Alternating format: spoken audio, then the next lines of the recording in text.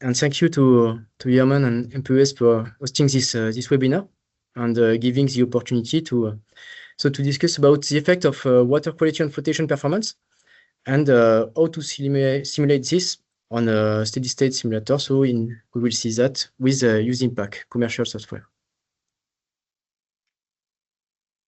So we will begin by summing up the background, go through the methodology so to build the simulator embedding the water effect on flotation performance, and so see how to implement it in a software and illustrate this with a demo, and finally go through a case study of a copper nickel concentrator. Most of the work that will be presented in this webinar was made in the European Union project ITERAMS. So it had several targets: tailings valorization, minimization of environmental footprint, and more efficient water recycling in mineral processing plants. And so this is in this task that Casper was involved, and more precisely in process simulation. So to give a big picture about water management and the necessity of the company to have good water stewardship to maintain or earn a social license to operate, there is a need. What I want to illustrate here is there is need to make water reporting. So this can be made in several levels. At the smaller level, at mine level, so after Brumadinho failure tailing dams, we had the global industry standard on tailings management that was released, and the 10 beds, the need for the requirement for water accounting on tailing dams. At the company level, so we have several frameworks, the water accounting framework and the water reporting, that enabled to make gave the framework for every site and give the possibility for the company to gather all this data in the same report. And in this way, the company can communicate on the way it manages water. Water management can be embedded also in higher level reports that regard more sustainable development in frameworks such as Carbon Disclosure Project or Global Reporting Initiative. What is important here is that there's a global need for water reporting, and this need leads to the need to decrease the raw water intake, and consequently to the need to recycle more water in the plants. And this increased need of water recycling also arises from a processing point of view. So water is recorded both as transportation media and reaction media. And with the decrease of the ore body head grades, we have a larger amount to treat, and so a larger amount of water to treat the minerals. So there's also a general trend to increase the water recycling, which leads to more charged recirculated processed water. And two questions arise. What is the impact on the process performance, and how to manage this impact? So here is a simple flow sheet to illustrate the configurations that we can encounter, and it illustrates our case study so we have grinding, copper and sequential nickel flotation, and the tailing ponds at the end. So the slurry goes to the tailing ponds, it settles, and with this natural settlement, we are able to have to recover some water and recirculate it through the different stages of our plant. But we still need an input of fresh water. Another configuration that we could encounter is recirculation before tailings. So here, this is our case study, but modified a little by introducing solid liquid separation after each flotation stage. And so we are more, let's say, in a dry stacking configuration with more dry tailings, but we are able to recirculate selectively water dedicated to each flotation circuit with the corresponding reagent. We still need an input of fresh water. So this has the two big configurations that will be discussed about in this webinar. If we go on more detail to illustrate, here we have the description of the copper flotation section. So with the grinding, the different stages of flotation, rougher, scavenger, and cleaners, and the other operation. So we need to model all this a solid liquid separation unit to recirculate some water, eventually to implement some water treatment on the recirculation. Now that we recirculate water inside the plant, we have to account also for the mineral dissolution that occurs inside the plant and not on the tailing pond. And so here we associate it with every unit operation that where the dissolution of mineral can occur, so grinding and flotation, and finally our flotation stages. So to give a bit more information, more information on the water quality variation. So the main problem is mineral dissolution that increase the concentration of dissolved components, which can impact flotation and can lead to the requirement of water treatment to maintain water performance. So we think we have in our two configurations, in fact, we have two kinds of dissolution. What is called the long-term dissolution that may occur in tailing ponds, and is more dependent on environmental conditions. So this is what is illustrated on the graph. It represents water quality variations depending on time, and it is for so a Copernican plant located in Lapland. So there is very cold winter. So we see that a long time we've got a general increase. So this is the conductivity. We've got a general increase of conductivity, which is a proxy for the concentration of dissolved elements. But we also see that we have got seasonal variations. In fact, during winter, there's an ice cap. Snow accumulates in this cap, and at spring, when it melts, we've got the melting of the snow, which make water, and dilute the processed water, which accounts for this decrease of conductivity. So we see that depending on the months of the year, we won't have the same water quality, and it will impact the performance of the plant. The other so dissolution behavior is short-term, and it occurs inside the plant in the unit operation, and here it will be more dependent on operating conditions. And this will be more the kind of dissolution that we will tackle in this presentation. So now to tackle this issue of simulation of water impact on the performance, so we will illustrate this by using so steady-state simulator, USIM PAC. So this embeds a library of state-of-the-art mineral processing models. What is important here, a specific approach of this software is that it enables very configurable characterization of material, and it's very suitable when we use complex mixture, as it is the case here with the slurries, which are difficult to describe as pure substances.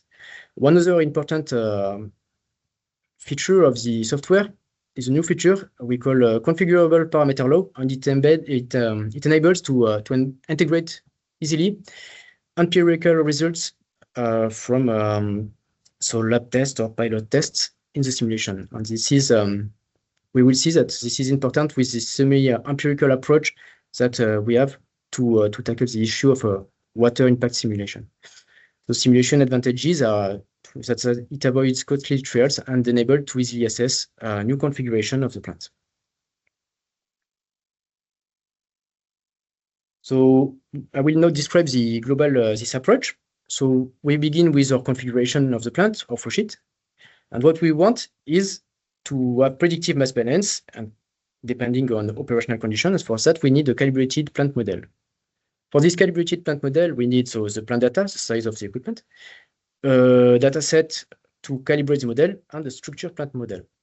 So to build this structure plant model, as discussed, we need a set of unit models that represent that are used in the plant, which will be calibrated with pilot or lab tests, and will be integrated with the description of material in the structure plant model. We will also have a word about the obtention of the data set for calibration, which classically goes through sampling campaign, data reconciliation, and some assumption on missing data. But now we will focus on the building of the structured plant model. And we will begin with the unit operation models. So unit operation models, basically, it has several inputs. So an input that are regarding the material, so the flow rates, the composition, mineral or chemical, and as input, it has also some parameters, for example, flotation or dissolution kinetics, performance, and the size of the equipment. It gives as outputs the flow rate with mineral and chemical compression, but also some other parameters such as energy consumption and also capital costs. In USIM PAC, we have several levels. We have a specific classification of unit operation models with several levels. So we start with what we call level 0 models, which are pure performance model, just taking into account the results of lab tests, let's say a percentage of removal of a component, but no size parameter.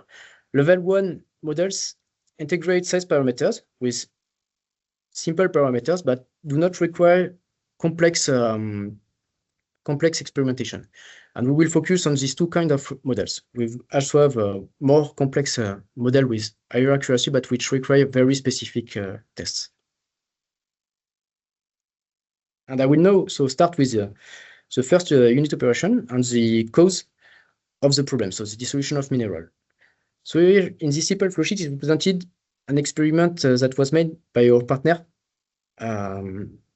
to simulate the behavior of mineral dissolution inside the plant. They took fresh ore, ground it, pass it through a flotation cell, but without reagent to simulate flotation, but to have the dissolution behavior, filtrated the slurry, so recovered some water for sampling, and so to compensate this loss, took back some water from starting and recirculated this water on grading and dissolution. And so this is a closed cycle, and in several, this is in batch. And after 8 dissolution cycles, so they didn't see much difference on water composition.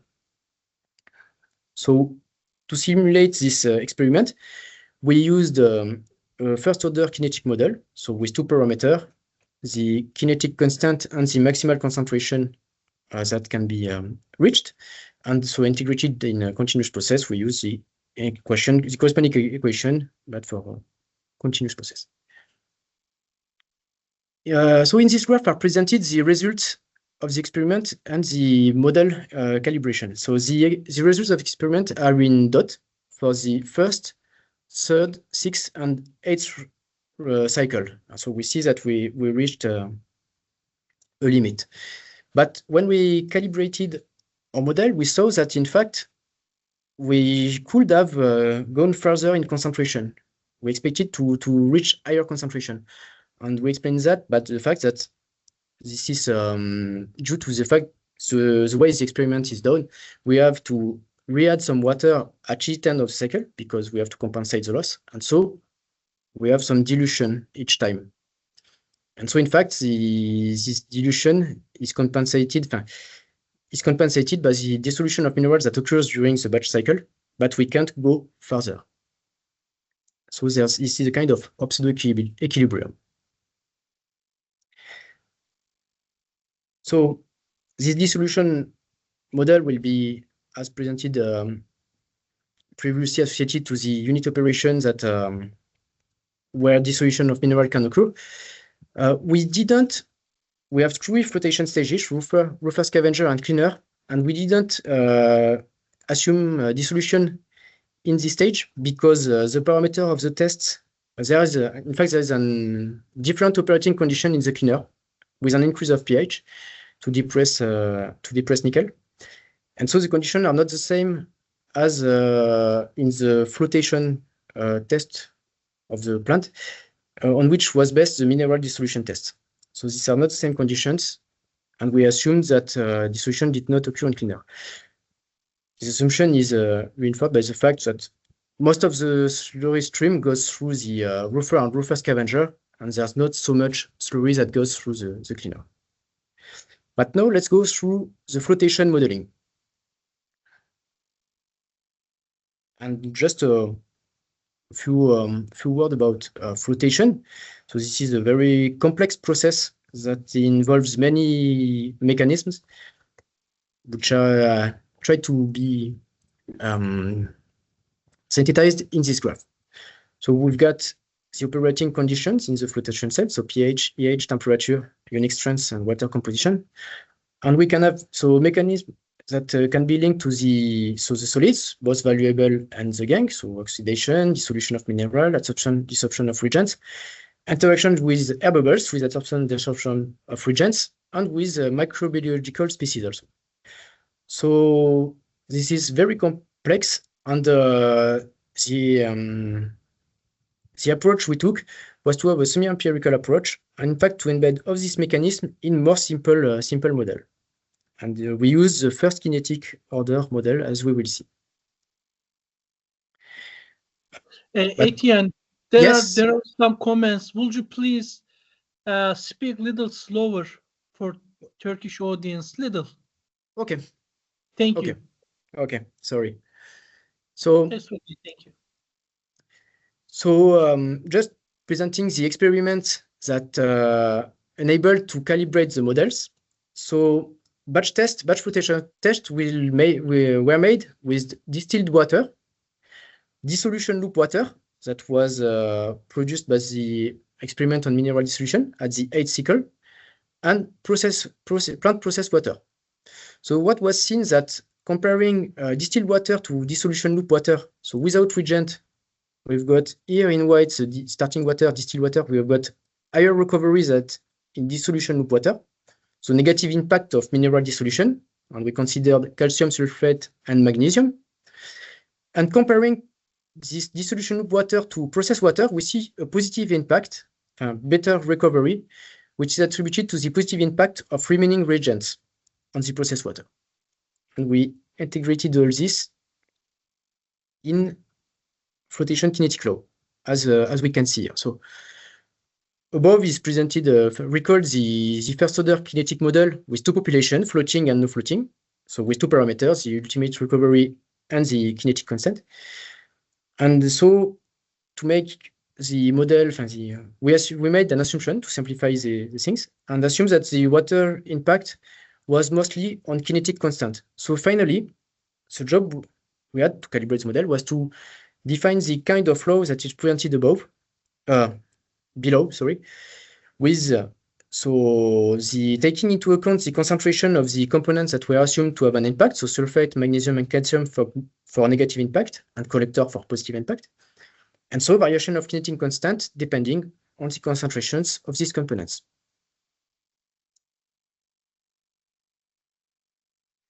So we've got our cause, the mineral dissolution. We've got the impact on flotation, and now we'll go on through the last unit operation we need to mitigate the impact of mineral dissolution, so water treatment units. So they will be implemented on recirculation streams.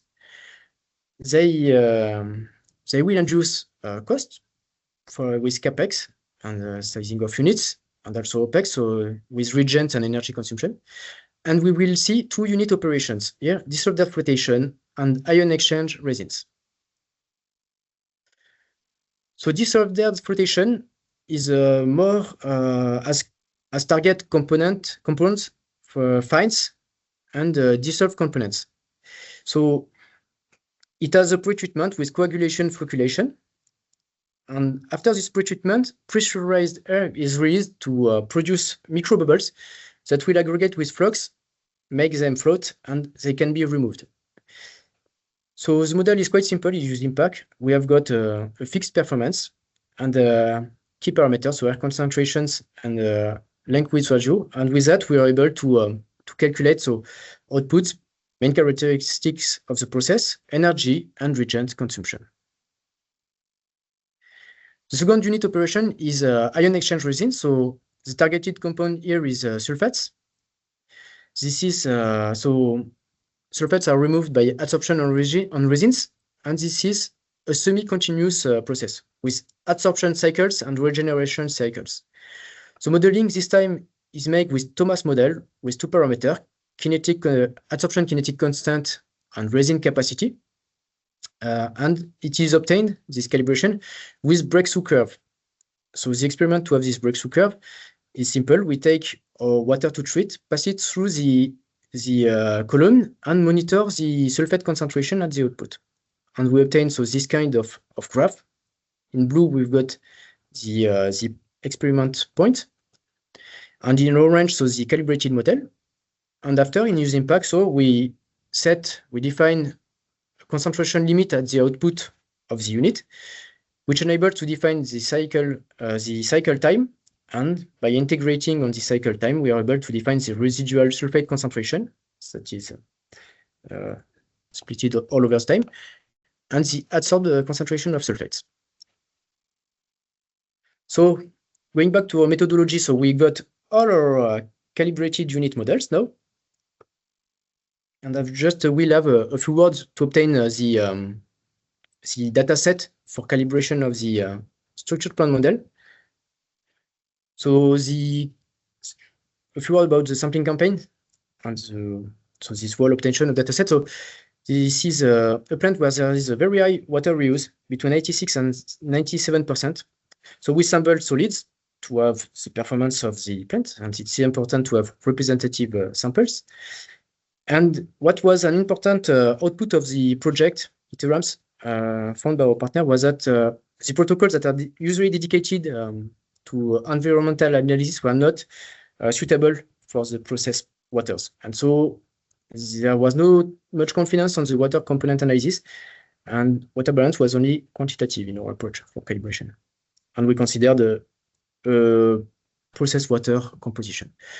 And so we had also to make some assumption, because we're never able to sample everywhere on the plant. So for example, on our cleaner stages, in fact, the flow sheet I showed, we've got one stage, but we have in fact several stages, and we were not able to sample between the stages. So we made the assumption that the kinetic was the same in every well.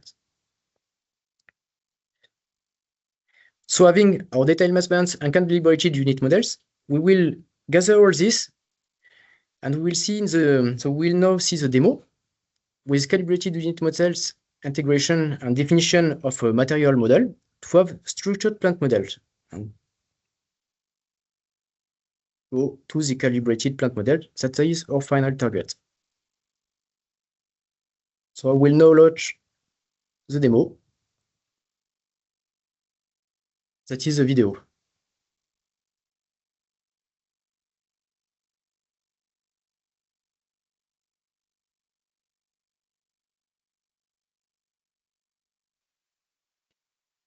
We will now see how to integrate all the presented elements in USIM PAC, a commercial steady-state simulator software. The first step is to draw the flow sheet, which is the structure of our simulator. This is done with a dedicated interface.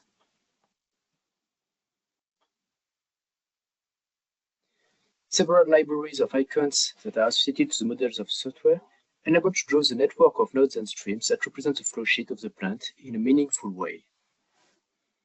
The second main step is the description of the material that will be handled in the simulator, which is done with a feature called phase model.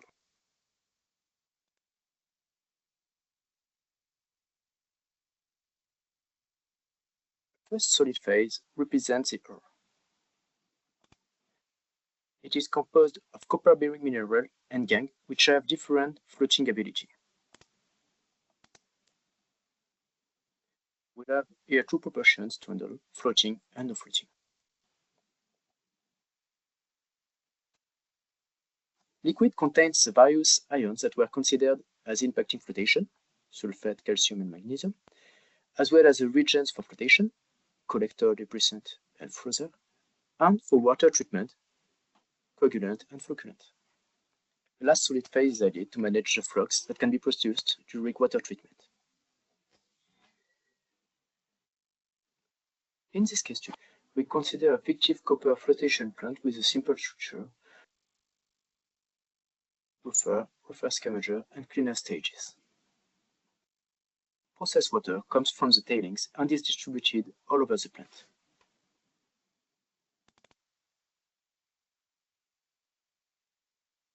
It has a reference composition of 620 mg per liter sulfate, 65 mg per liter magnesium, and 160 mg per liter calcium.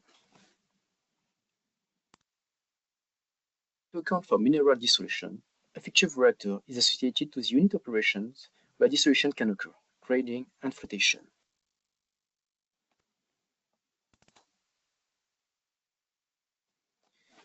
The parameters that were determined from dissolution loop lab test, maximum concentration and kinetic constant, are input of the dissolution model.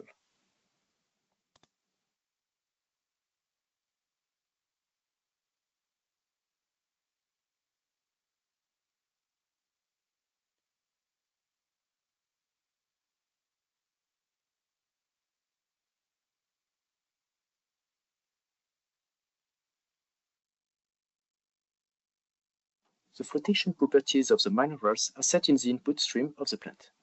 We can set here the ultimate recovery that has been estimated from batch flotation tests.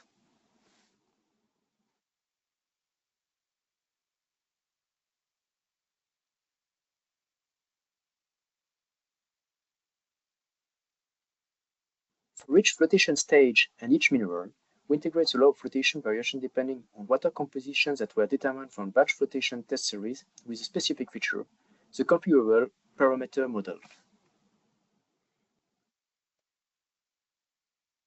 The coefficients that were estimated are set in the specific interface, which enables to make the link with the other parameters of the simulator. For example, here is the coefficient corresponding to the sulfate concentration of the input stream of the rougher stage.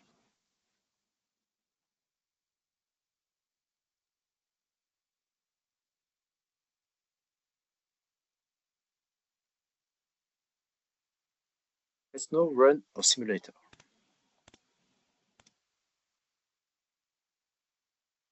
Once the simulation is over, we can save our file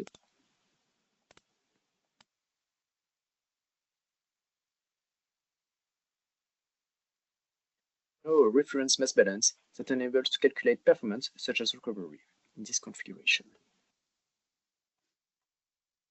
Let's now assume that there is a buildup of dissolved components in the process water. As we saw previously, this can happen with seasonal variations and changes of environmental conditions. Let's save. We'll start from our reference simulator. Save it as another file.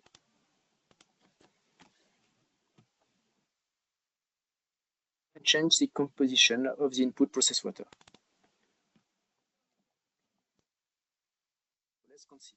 Let's consider a buildup of around 10% for each impacting component.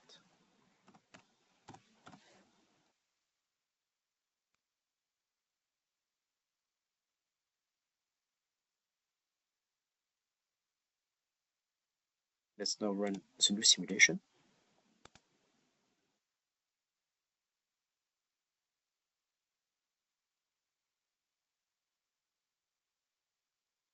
We can now compare the results of the two simulations.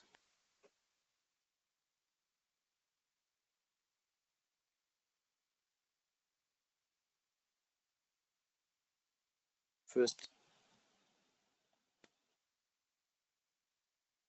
the recovery of the copper mineral relative to the OFID in our first file. And let's get it from the second file.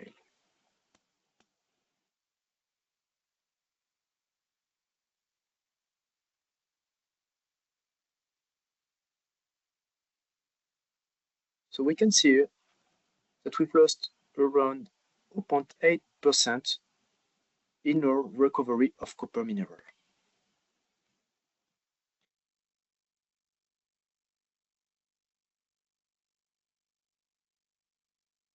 To remedy this situation, water treatment operation can be implemented. Let's check flow data to have an idea of the process water flow rate to be treated. We've got 1000 cubic meter per hour in input,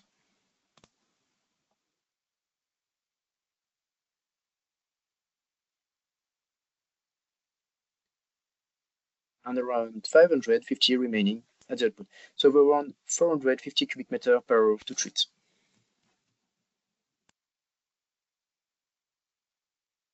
We've got to treat sulfate, magnesium, and calcium.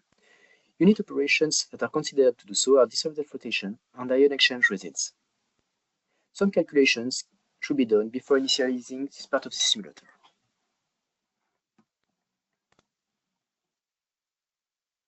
Disorder flotation is the only operation to treat magnesium, and sizing will be based on its performance on this component.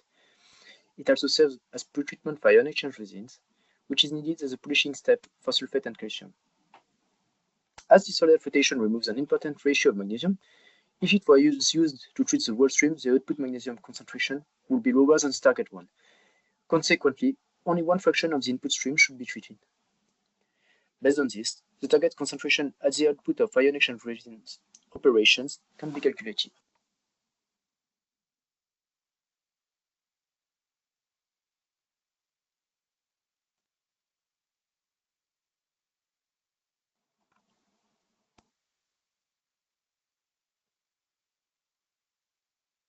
Here is a subflow sheet corresponding to the established pre-calculation for water treatment. We first have a splitter to manage the bypass of the water treatment operation. We find back here the values that we calculated in our Excel file. Disorder flotation comes with a coagulation flocculation pretreatment. The operation model is a performance model, directly considering component removal obtained in pilot tests. Ion exchange resins calibration is based on breakthrough curve tests, with obtain of resin capacity and adsorption kinetics.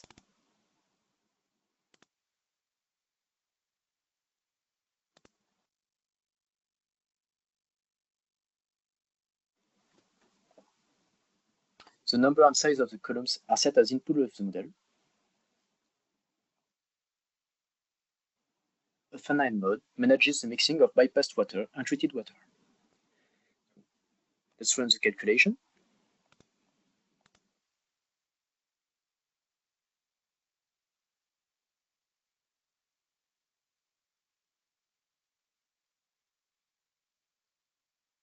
We can check that our target water composition is reached.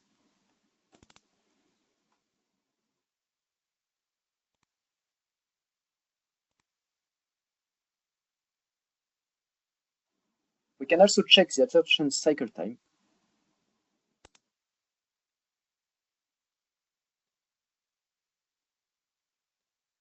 And check whether it is long enough or not. With the sizing of water treatment, we now have a comparison between a loss of performance.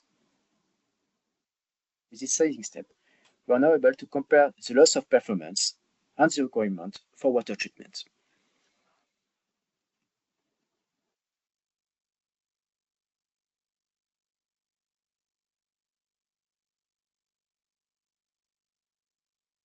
Okay, I will go back to the presentation.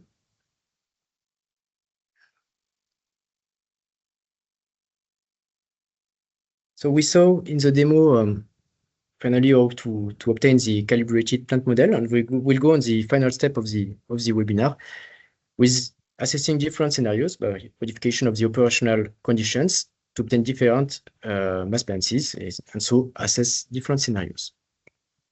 So the first one regards the long loop that was presented at the beginning of the webinar, and with water recirculated from tailings. So in our simulation, we didn't simulate the what occurred in tailings, just considered process water composition steady, and try to see how it impacted the flotation.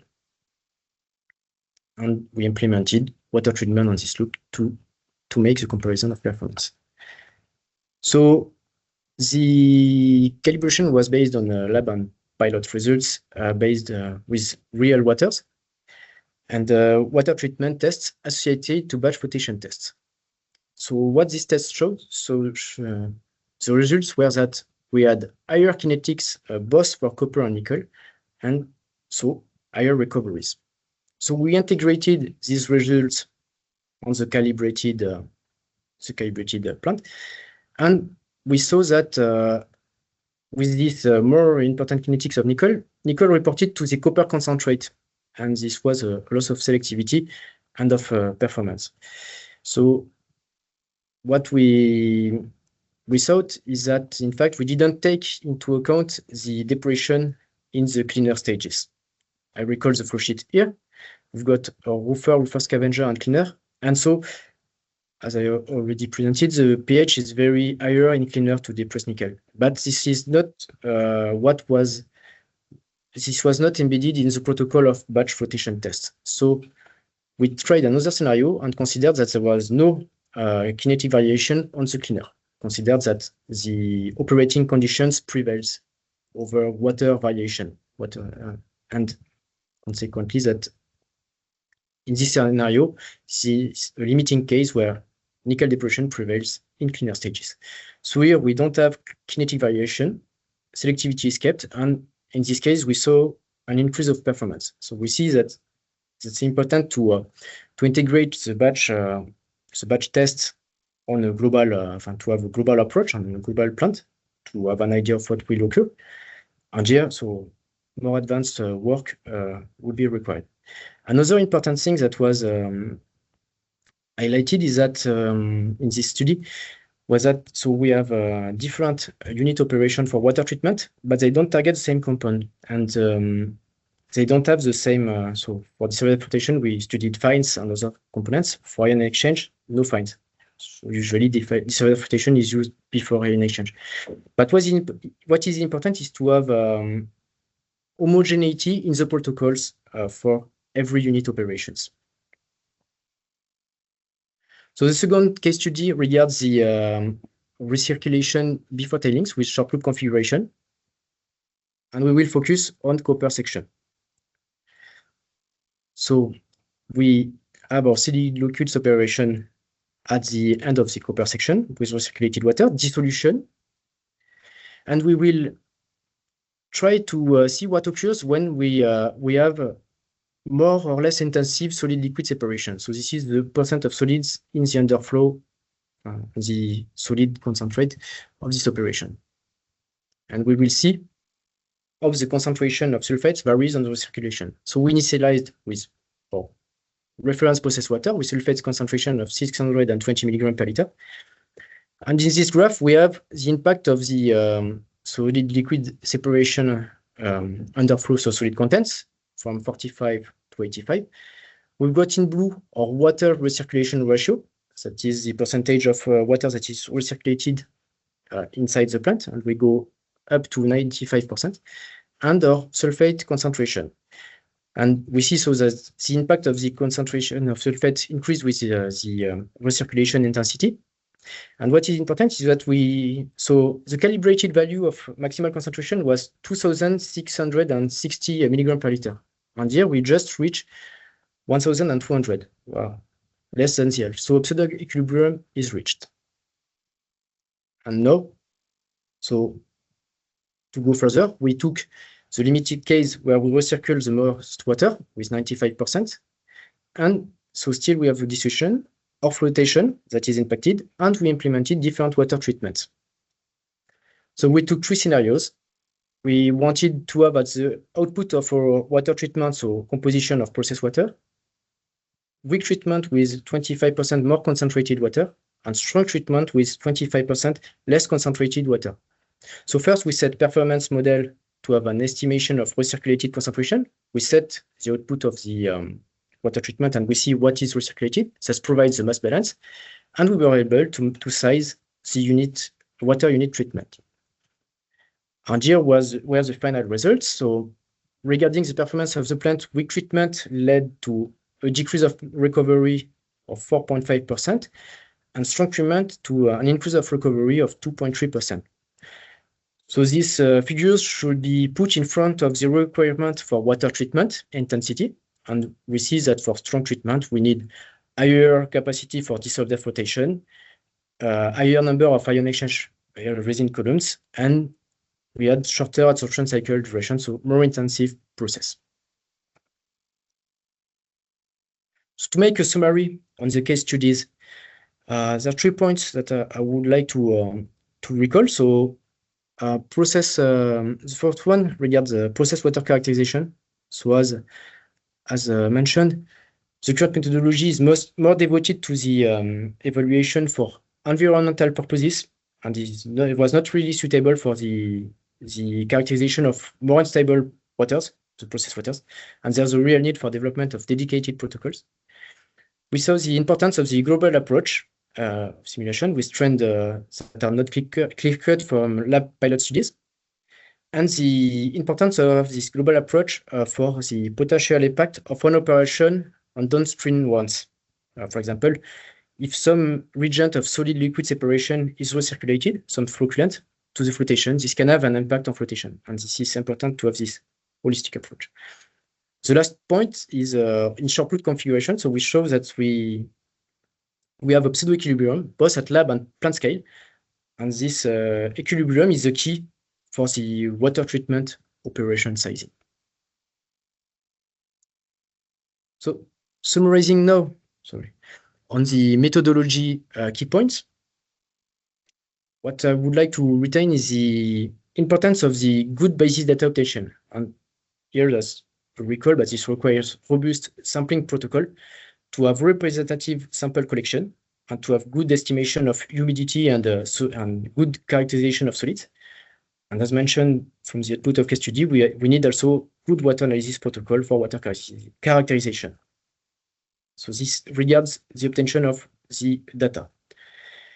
Regarding the structure, we need several model types, so solid-liquid separation for solid and liquid circulation, mineral dissolution, which accounts for water composition variations, flotation, which will give or mineral recovery, and water treatment operations that will make the corrections to water composition variations. And this is by gathering all these bricks that we will obtain the simulator.